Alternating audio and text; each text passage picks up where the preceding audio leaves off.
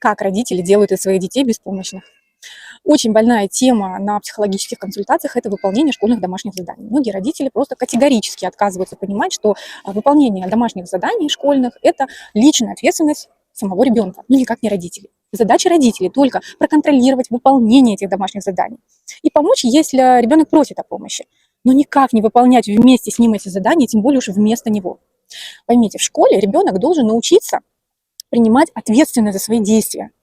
Если я выполнил домашнее задание, мне поставили хорошую оценку, не выполнил плохую. И этот навык мы во взрослой жизни переносим на работу. Если я поработала, выполнила задание в сроки, правильно, все, мне начислят мою зарплату, а может даже и премию дадут. А если не выполню, то ко мне применят какие-то санкции. Да? Поймите, во взрослой жизни родителей рядом не будет для выполнения рабочих задач. Поэтому этот навык, важнейший в жизни каждого человека, дети должны приобрести в школе. Они должны понимать ответственность за свои действия. Не мешайте им.